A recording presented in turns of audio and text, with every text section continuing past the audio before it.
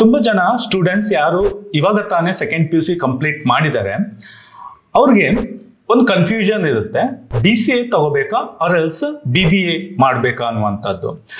So ಈ ಒಂದು ವಿಡಿಯೋದಲ್ಲಿ ನಾನು ನಿಮಗೆ BCA ಮತ್ತೆ BBAಗೆ ಇರುವಂತಹ ಡಿಫ್ರೆನ್ಸ್ ಏನು, ಯಾವ ಸ್ಟೂಡೆಂಟ್ಸ್ ಯಾವುದು ತಗೊಂಡ್ರೆ ಉತ್ತಮ ಅನ್ನುವಂತ ಒಂದು ಕ್ಲಾರಿಫಿಕೇಶನ್ ನ ಪ್ರೊವೈಡ್ ಮಾಡ್ತೇನೆ.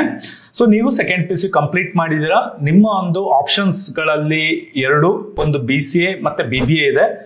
ಸೊ ನಿಮ್ಗೆ ಒಂದು ಕ್ಲಾರಿಟಿ ಬೇಕು ಅಂತ ಆದ್ರೆ ನೀವು ಈ ವಿಡಿಯೋನ ಕಂಪ್ಲೀಟ್ ಆಗಿ ನೋಡಿ. ಸೊ ನಿಮ್ಗೆ skill, qualification, eligibility, fees structure, syllabus ಇರುತ್ತೆ BBA ಮತ್ತೆ BCA ಅಲ್ಲಿ, ಕೋರ್ಸ್ ಸ್ಪೆಷಲೈಸೇಷನ್ಸ್ ಏನು, ಸ್ಯಾಲ್ರಿ ಯಾವ ರೀತಿ ಇರುತ್ತೆ, ಸ್ಕೋಪ್ ಯಾವ ರೀತಿ ಇರುತ್ತೆ, ಇದ್ರ ಬಗ್ಗೆ ಕಂಪ್ಲೀಟ್ ಆದ ಒಂದು ಇನ್ಫಾರ್ಮೇಶನ್ ನ ಪ್ರೊವೈಡ್ ಮಾಡ್ತೇನೆ. ಸೊ ಈ ವಿಡಿಯೋನ ಕೊನೆ ತನಕ ನೋಡಿ.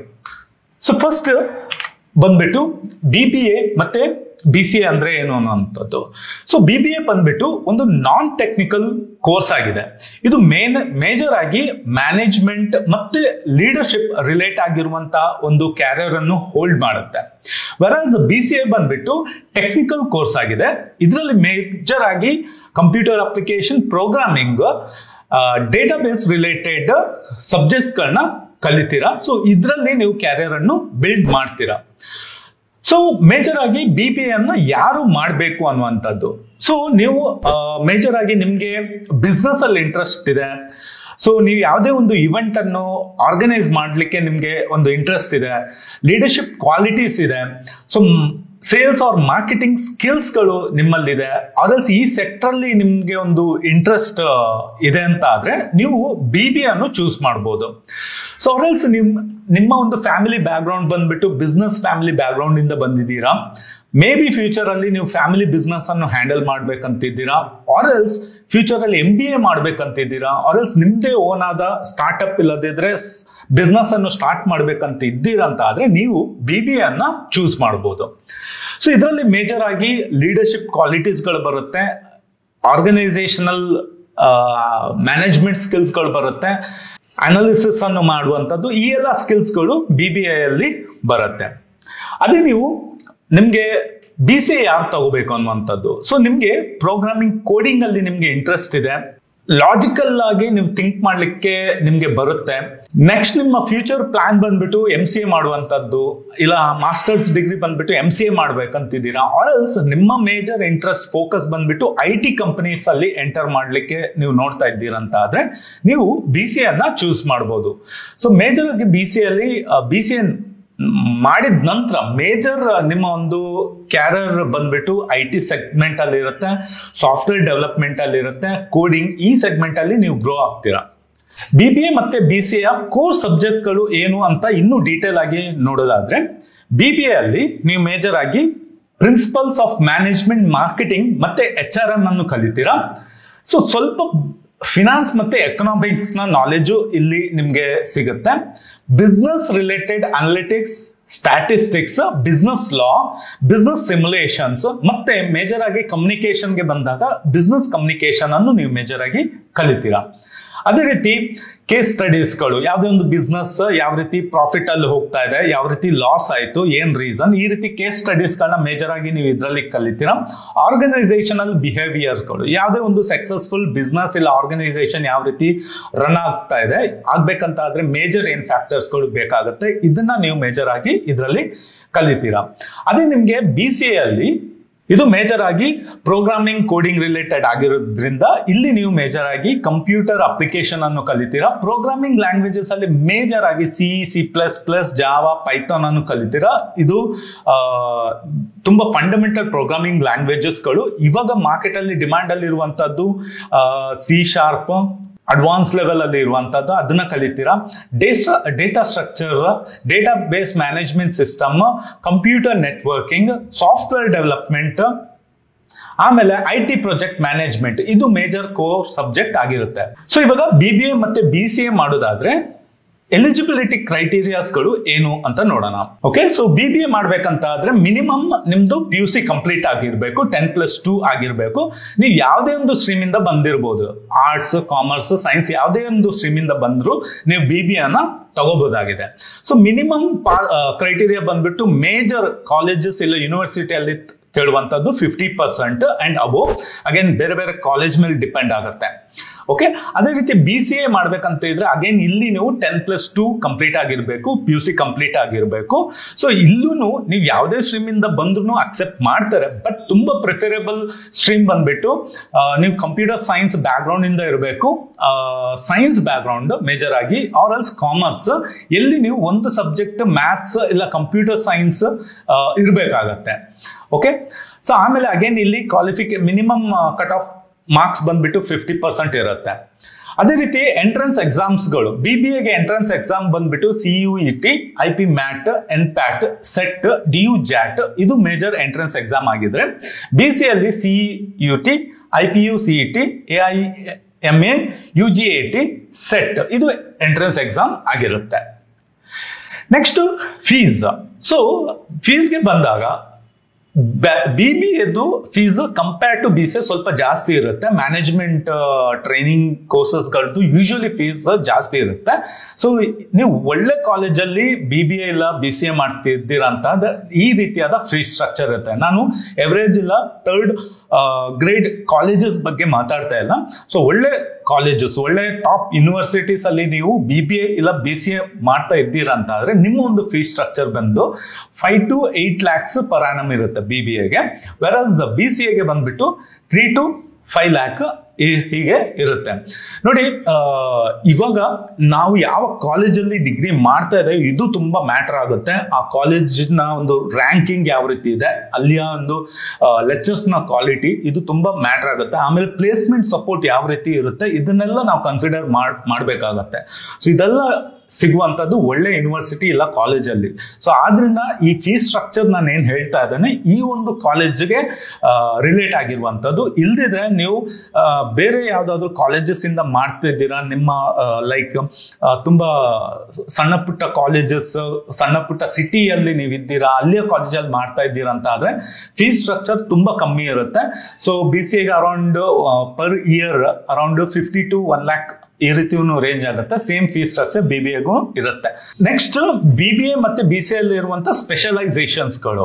ಸೊ BBAಗೆ ಬಂದಾಗ ತುಂಬಾ ಸ್ಪೆಷಲೈಸೇಷನ್ ಆಫರ್ ಆಗುತ್ತೆ. ಮೇಜರ್ ಆಗಿ ನೀವು ಇಲ್ಲಿ ಮಾರ್ಕೆಟಿಂಗ್ ಮಾಡಬಹುದು.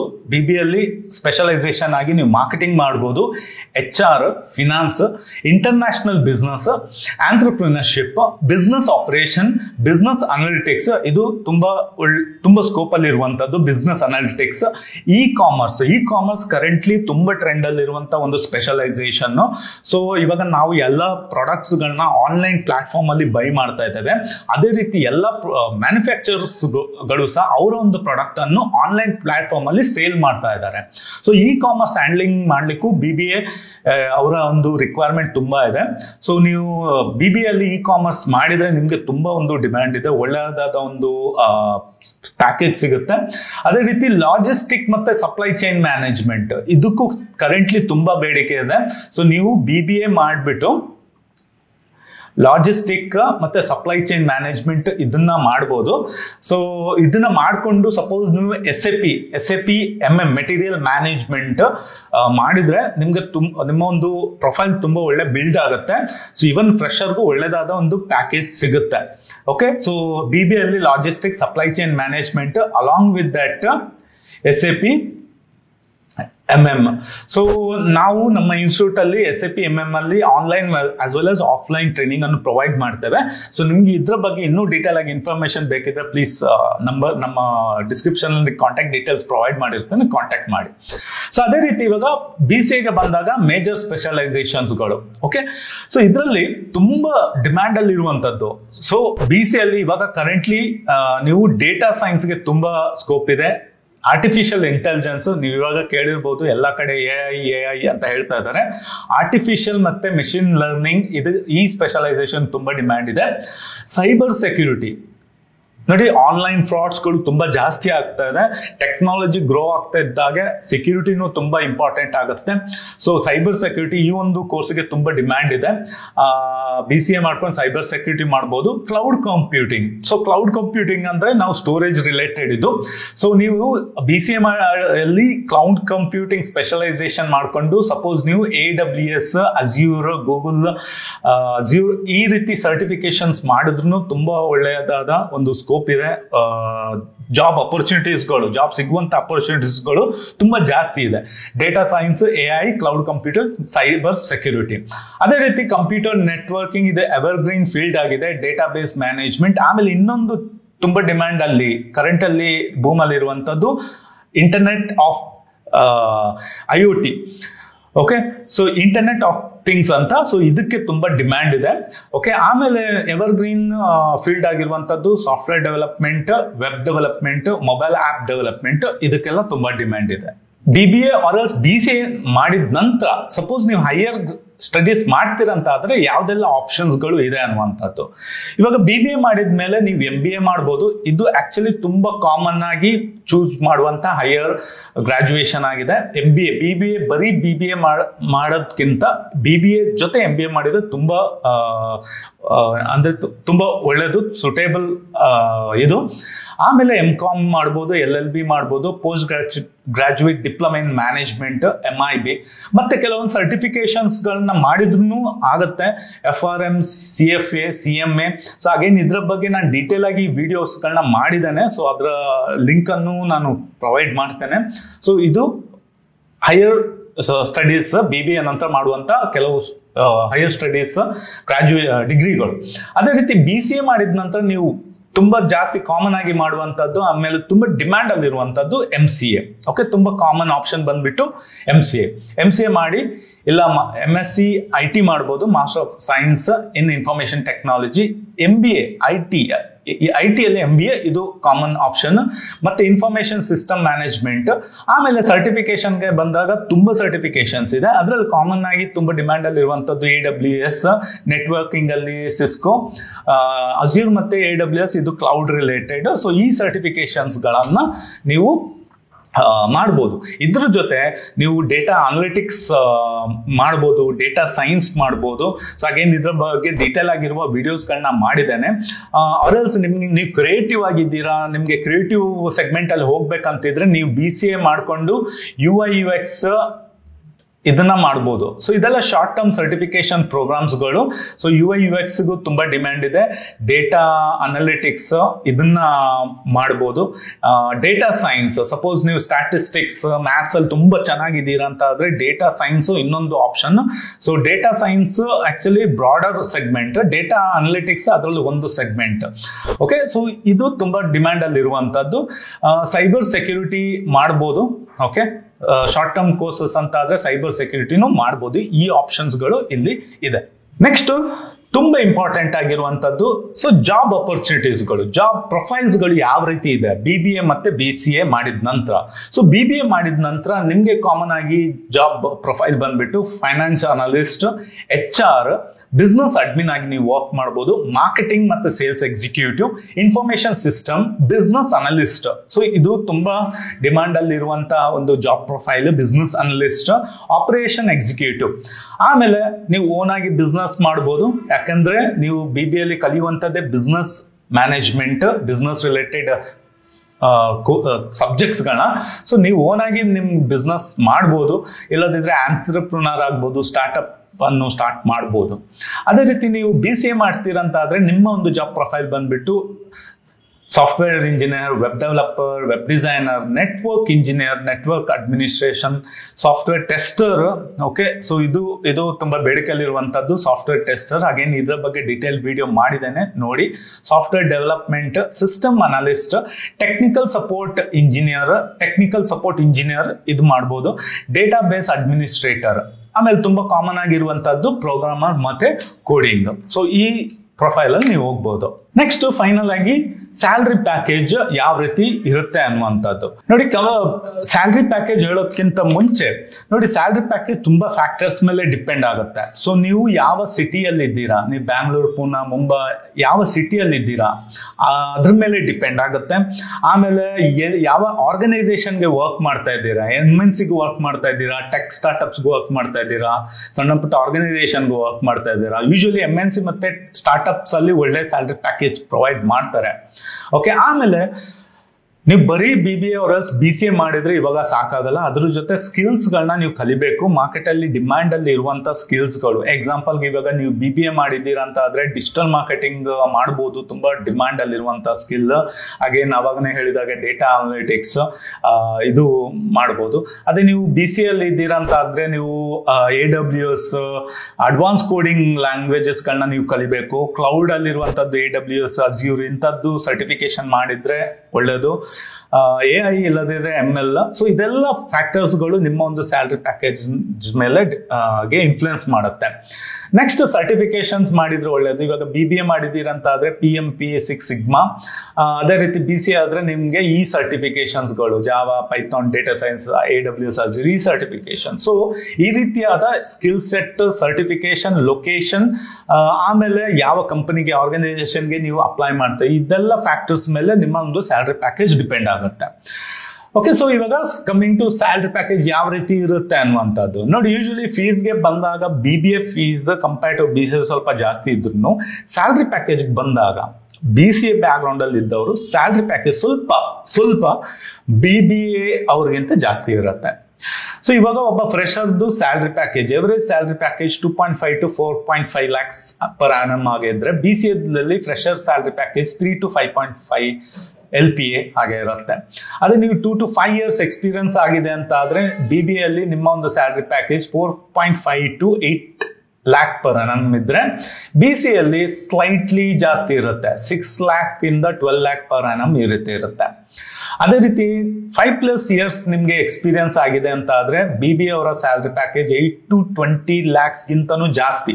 ಓಕೆ, ಇದು ಎವರೇಜ್ ಹೇಳ್ತಾ ಇರೋದು, but minimum 8 lakhs and above ಇದ್ದೇ ಇರುತ್ತೆ. ಸೊ ಜಾಸ್ತಿ ಅಂದ್ರೆ 20 lakhs ಗಿಂತನೂ ಜಾಸ್ತಿ ಹೋಗ್ಬೋದು. ಅದೇ ರೀತಿ BCA ಅಲ್ಲಿ ಇದು ಇನ್ನೂ ಜಾಸ್ತಿ ಇರುತ್ತೆ, 12 lakhs ಅಬೋವ್ ಇರುತ್ತೆ. ಸೊ ಜಾಸ್ತಿ ಅಂದ್ರೆ 25 lakhs ಅಂಡ್ ಅಬೋನು ಹೋಗ್ಬೋದು 5+ years ಎಕ್ಸ್ಪೀರಿಯನ್ಸ್ ಇದ್ದವ್ರಿಗೆ. ಸೊ ಟಾಪ್ ಕಂಪನೀಸ್ಗಳು BBA ಗ್ರಾಜುಯೇಟ್ಸ್ ನ ಹೈರ್ ಮಾಡ್ತಾ ಇರೋದು HDFC, Deloitte, Tata, ICICI, Amazon, Infosys, Aditya Birla group ಆದ್ರೆ, BCA ಕ್ಯಾಂಡಿಡೇಟ್ಸ್ ನ ಜಾಸ್ತಿಯಾಗಿ ಹೈರ್ ಮಾಡುವಂತ IT ಕಂಪನೀಸ್ಗಳು Infosys, Wipro, Tech Mahindra, SL, Accenture, Capgemini, Cognizant. Okay, so ಇಂಥದ್ದು. ಓಕೆ ಫ್ರೆಂಡ್ಸ್, ಸೊ ಇದು BCA ಮತ್ತೆ BBA ಗೆ ಇರುವಂತ ಡಿಫ್ರೆನ್ಸ್ಗಳು. ಸೊ ಇವಾಗ ನೀವು ಮೇಜರ್ ಆಗಿ ನಿಮ್ಗೆ ಕೋಡಿಂಗ್ ಅಲ್ಲಿ ಇಂಟ್ರೆಸ್ಟ್ ಇದೆ, ನಿಮ್ಗೆ ಅನಾಲಿಟಿಕ್ ಆಗಿ ಥಿಂಕ್ ಮಾಡ್ಲಿಕ್ಕೆ ಇಂಟ್ರೆಸ್ಟ್ ಇದೆ, ಮತ್ತೆ ನೀವು ಮೇಜರ್ ಫೋಕಸ್ ನಿಮ್ಮ ಒಂದು ಕ್ಯಾರಿಯರ್ನ ನೀವು IT ಅಲ್ಲಿ ಬಿಲ್ಡ್ ಮಾಡ್ಲಿಕ್ಕೆ ನೋಡ್ತಾ ಇದ್ದೀರಾ ಅಂತ ಆದ್ರೆ, ನೀವು ಡೆಫಿನೆಟ್ ಆಗಿ BCA ತಗೊಳ್ಳಿ. ಬಟ್ ಮೇಜರ್ ಆಗಿ ನಿಮ್ಗೆ ಪ್ರೋಗ್ರಾಮಿಂಗ್ ಕೋಡಿಂಗ್ ಅಲ್ಲಿ ಇಂಟ್ರೆಸ್ಟ್ ಇರಬೇಕು. ಇಲ್ದಿದ್ರೆ ಯೂಶುವಲಿ ಏನ್ ಮಾಡ್ತಾರೆ ಅಂತ ಹೇಳಿದ್ರೆ BCAಗೆ ಜಾಯಿನ್ ಆಗ್ತಾರೆ, ಅದ್ರ ನಂತರ ಅವ್ರಿಗೆ ಗೊತ್ತಾಗುತ್ತೆ ಕೋಡಿಂಗ್ ಅಲ್ಲಿ ಇಂಟ್ರೆಸ್ಟ್ ಇಲ್ಲ. ಅದ್ರ ನಂತರ ಅವರು ಯೂಶುವಲಿ ಏನ್ ಮಾಡ್ತಾರೆ, ಬೇರೆ ಬೇರೆ ಕೋರ್ಸಸ್ಗಳನ್ನ ಕಲಿತಾರೆ. ಎಕ್ಸಾಂಪಲ್ಗೆ digital marketing, graphic designing, UI UX design, data analytics, ಈ ರೀತಿಯಾದ ಲೋ ಕೋಡಿಂಗ್ ಇಲ್ಲ ಝೀರೋ ಕೋಡಿಂಗ್ ಕೋರ್ಸಸ್ಗಳನ್ನ ಮಾಡ್ಕೊಂಡು ಅಲ್ಲಿಂದ ಕ್ಯಾರಿಯರ್ ಬಿಲ್ಡ್ ಮಾಡ್ತಾರೆ. ಇವಾಗ ಸಪೋಸ್ ನೀವು BCA ಮಾಡಿ ಆಯ್ತು, ಬಟ್ ITಗೆ ಹೋಗ್ಲಿಕ್ಕಿಲ್ಲ, ಕೋಡಿಂಗ್ ಅಲ್ಲಿ ಇಂಟ್ರೆಸ್ಟ್ ಇಲ್ಲ ಅಂದ್ರೆ, there are so many other options. Okay, again ನಾನು BCA ರಿಲೇಟೆಡ್ ಡಿಟೇಲ್ ಆಗಿರುವ ವಿಡಿಯೋಸ್ ನ ಮಾಡಿದ್ದೇನೆ, ಪ್ಲೀಸ್ ಅದನ್ನ ಸಹ ರೆಫರ್ ಮಾಡ್ಬೋದು. ಬಟ್ ಇದು ಆಕ್ಚುಲಿ ರೋಡ್ ಮ್ಯಾಪ್. ಸೊ ನಿಮ್ಗೆ ಕೋಡಿಂಗ್ ಅಲ್ಲಿ ಇಂಟ್ರೆಸ್ಟ್ ಇದೆ, ಪ್ರೋಗ್ರಾಮಿಂಗ್ ಅಲ್ಲಿ ಇಂಟ್ರೆಸ್ಟ್ ಇದೆ ಅಂತ ಆದ್ರೆ BCA ಮಾಡ್ಕೊಂಡು ಆಮೇಲೆ MCA ಮಾಡ್ಕೊಂಡು ನೀವು ITಗೆ ಎಂಟರ್ ಆಗ್ಬೋದು. ಬಟ್ ನಿಮ್ಗೆ ಕೋಡಿಂಗ್ ಅಲ್ಲಿ ಯಾವುದೇ ರೀತಿ ಇಂಟ್ರೆಸ್ಟ್ ಇಲ್ಲ, ಮ್ಯಾಥ್ಸ್ ಸ್ವಲ್ಪ ಟಫ್ ಆಗುತ್ತೆ ಅಂತ ಆದ್ರೆ, ಬಟ್ ನಿಮ್ಗೆ ಮ್ಯಾನೇಜ್ಮೆಂಟ್ ಅಲ್ಲಿ ಇಂಟ್ರೆಸ್ಟ್ ಇದೆ, ಲೀಡರ್ಶಿಪ್ ಕ್ವಾಲಿಟೀಸ್ ಇದೆ, ಇವೆಂಟ್ ನ ಆರ್ಗನೈಸ್ ಮಾಡ್ತೀರಾ, ಬಿಸ್ನೆಸ್ ಅಲ್ಲಿ ಇಂಟ್ರೆಸ್ಟ್ ಇದೆ, ಫ್ಯೂಚರ್ ಅಲ್ಲಿ ನಿಮ್ದೇ ಓನಾದ ಬಿಸ್ನೆಸ್ ಅನ್ನು ನೀವು ಸ್ಟಾರ್ಟ್ ಮಾಡ್ಬೇಕಂತಿದ್ದೀರಾ, ಈ ರೀತಿಯಾದ ಮೈಂಡ್ ಸೆಟ್ ನಿಮ್ಮಲ್ಲಿ ಇದೆ ಅಂತ ಆದ್ರೆ ನೀವು ಡೆಫಿನೆಟ್ ಆಗಿ BBA ಚೂಸ್ ಮಾಡ್ಬೋದು. ಓಕೆ, ಸೊ ಫ್ರೆಂಡ್ಸ್, ಹೋಪ್ಫುಲಿ ನೀವು ಯಾರೆಲ್ಲ ಈ ವಿಡಿಯೋನ ನೋಡ್ತಾ ಇದ್ದೀರಾ PUC ಆದವರು, ಇಲ್ಲದಿದ್ರ ಅವರ ಫ್ಯಾಮಿಲಿಯವರು. ಸೊ ಹೋಪ್ಫುಲಿ ನಿಮ್ಗೊಂದು ಕ್ಲಾರಿಟಿ ಸಿಕ್ಕಿದೆ ಅಂತ ನಾನು ಅನ್ಕೊಳ್ತೇನೆ. ಪ್ಲೀಸ್ ನಮ್ಮ ಬೇರೆ ವಿಡಿಯೋಸ್ಗಳನ್ನ ನೋಡಿ, ಅಲ್ಲಿ ನಾನು ಡೀಟೇಲ್ ಆಗಿ ವಿಡಿಯೋಸ್ಗಳನ್ನ ಮಾಡಿದ್ದೇನೆ. ಇನ್ನು ನಿಮಗೆ ಏನಾದರೂ ಡೌಟ್ಸ್ ಇದ್ರೆ ಪ್ಲೀಸ್ ಕಮೆಂಟ್ ಅಲ್ಲಿ ಮೆನ್ಷನ್ ಮಾಡಿ. ಸೊ ನಾನು ಡೆಫಿನೆಟ್ಲಿ ಟೈಮ್ ತಗೊಂಡು ಅದಕ್ಕೆ ರಿಪ್ಲೈ ಮಾಡ್ತೇನೆ. ಓಕೆ ಫ್ರೆಂಡ್ಸ್, ಈ ವಿಡಿಯೋ ಇಷ್ಟ ಆಗಿದ್ರೆ ಪ್ಲೀಸ್ ಲೈಕ್ ಮಾಡಿ, ಯಾರಿಗೆ ಹೆಲ್ಪ್ ಆಗ್ಬೋದು ಅವ್ರಿಗೆ ಶೇರ್ ಮಾಡಿ. ನಾವು ತುಂಬಾ ಎಫರ್ಟ್ ಆಗ್ತೇವೆ ಈ ರೀತಿ ವಿಡಿಯೋಸ್ಗಳನ್ನ ಮಾಡ್ಲಿಕ್ಕೆ. ಸೊ ಅದರಿಂದ ನೀವು ಲೈಕ್ ಆರ್ ಎಲ್ಸ್ ಕಮೆಂಟ್ ಹಾಕೋದ್ರಿಂದ ಇದು ತುಂಬಾ ಜನರಿಗೆ ರೆಕಮೆಂಡ್ ಆಗುತ್ತೆ, ಮತ್ತೆ ನಮಗೂ ಖುಷಿ ಆಗುತ್ತೆ. Okay friends, see you in the next video. Take care. Bye.